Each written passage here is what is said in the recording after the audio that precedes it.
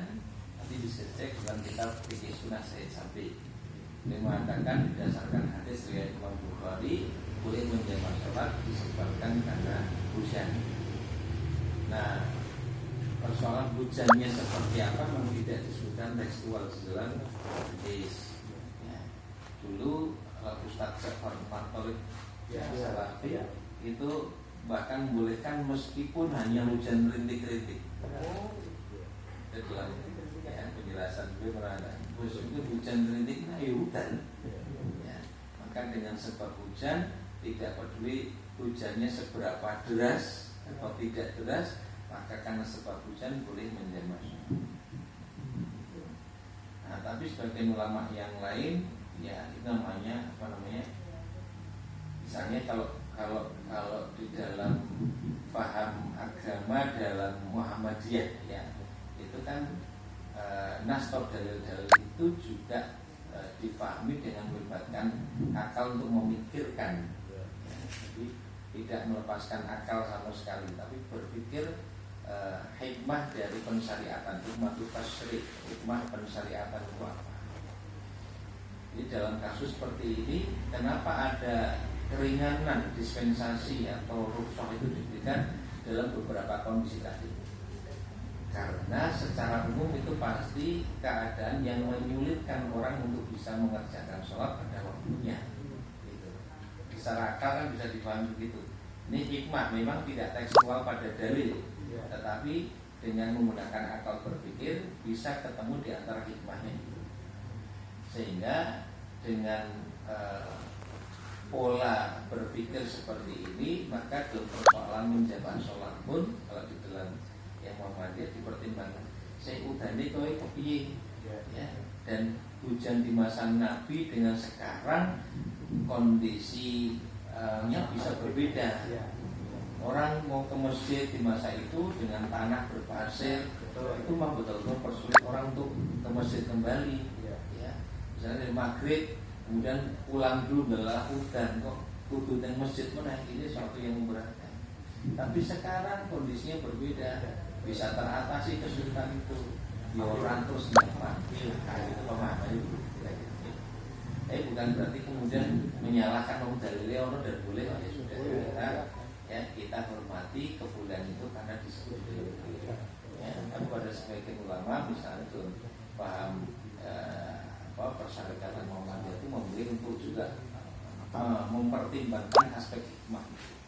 Ya untuk ini silakan. Lanjutkan sedikit. Karena keringanan, kan Allah memberikan keringanan. Ada yang beranggapan bahwa kita itu diberi keringanan oleh Allah kok tidak diambil, berarti orang itu sombong gitu. Nah ini bagaimana itu? Apakah juga seperti yang disampaikan dulu? Memang di hadis riwayat Muslim disebutkan bahwa rukhsah itu adalah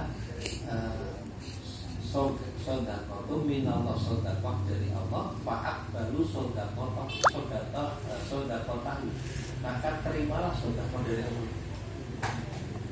Jadi kalau tekstual dalil memang itu sesuatu yang diberikan oleh Allah, terimalah. Karena itu ya para ulama merujuk pada hadis ini lebih utama untuk mengambil. Jelas diperintahkan untuk mengambil.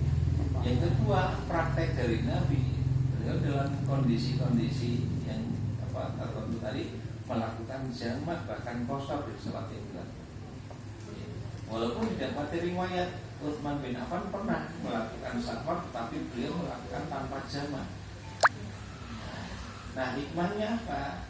Hikmahnya saya lihat pilihan sebetulnya mau menjamak mengqashar atau tanpa menjamak dan tanpa mengqashar. Ya. Sifatnya pilihan iya, tapi lebih utama yang mana, di situ perbedaan pendapat tersebut. Ya. Mungkin yang dimaksud oleh Utsman dengan melakukannya itu untuk menjelaskan kebolehannya bahwa dalam perjalanan itu tanpa menjamak pun boleh. Ya, karena bisa jadi yang didapati oleh para sahabat biasanya Nabi kalau dalam perjalanan menjamak sholat.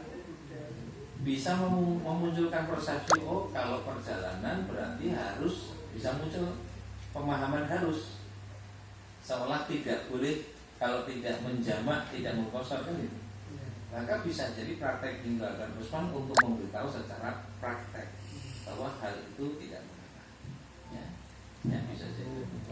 Kalau yang sinoman, manten barang itu seolah-olah kan sibuk banget, itu memungkinkan atau itu hanya sebagai alat? Mirip-mirip dengan perjalanan kan gitu. Karena kan yang sering kita dengarkan kan safar. Ya, Wah, aku rasa sempat ya. Pasti disebut kan safar, kemudian apa namanya hujan. Nah, bagaimana dengan misalnya ada hajatan yang atau terkepung oleh kemacetan lalu lintas, kan dimungkinkan, apalagi sopir yang tiap hari berada di lalu lintas yang sembilan padat bisa sampai berjam-jam, bisa lewat dari batas waktu sholat dan sebagainya. Tidak diduga. Ya. Para ulama fikih membuat kaidah umum sebetulnya itu masalah itu. Al-masyaqqah tajlibut taysir. Al-masyaqqah tajlibut taysir. Kesulitan itu mendatangkan kemudahan. Itu kaidah umumnya. Kesulitan itu menarik atau mendatangkan at-taysir, kemudahan. Nah, kaidah ini kan dirumuskan berdasarkan banyak sekali dalil. Dalam kasus khusus kemudian ditarik menjadi kaidah umum. Ya. Nah, lalu kesimpulannya ada masyaqqah, ada kesulitan, pasti dalam syariat kemudian dimunculkan kemudahan. Nah, sekarang kondisi hajatan mantenan, kondisi apalagi misalnya kemacetan dan sebagainya.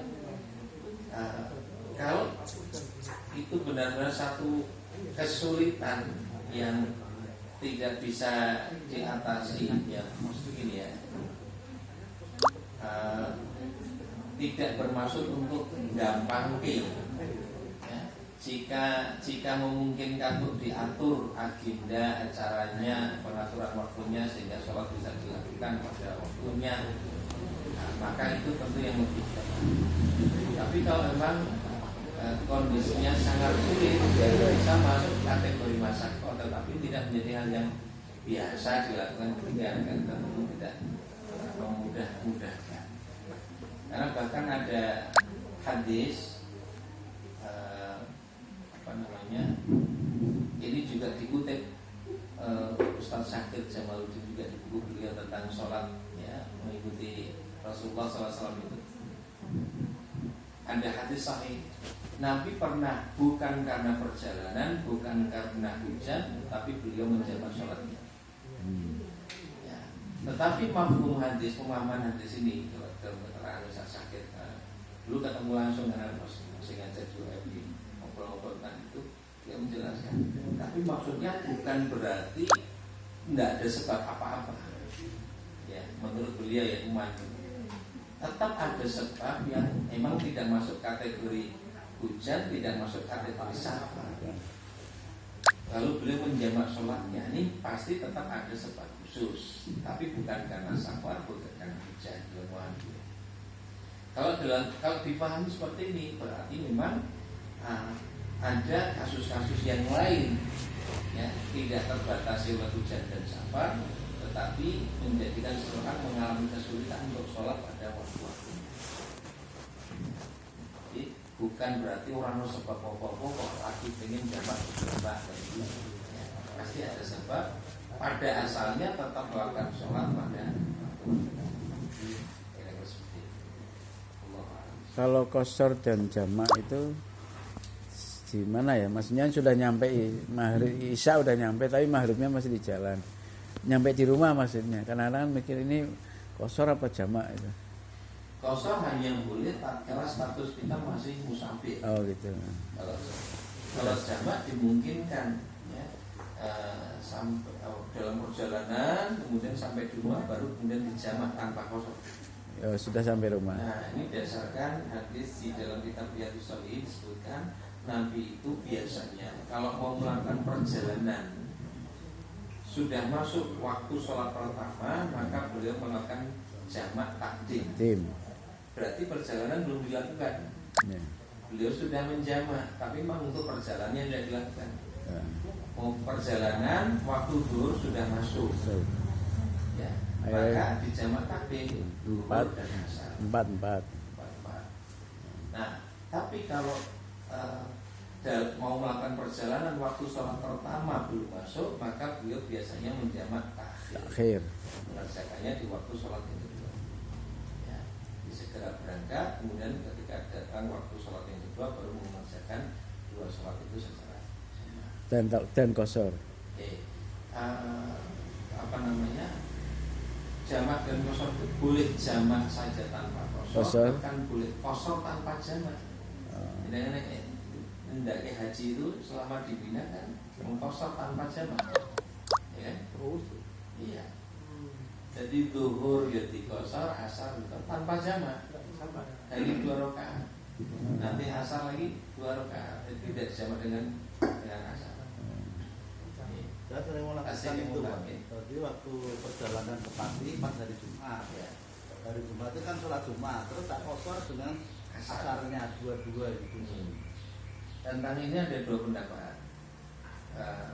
Bagaimana dengan menjamak Jumat dan asar? Kayak gitu. Kalau zuhur dan asar jelas boleh jalannya kontrol. Tapi menjamak Jumat dan asar oleh apa? Ya, pendapat pertama mengatakan tidak boleh.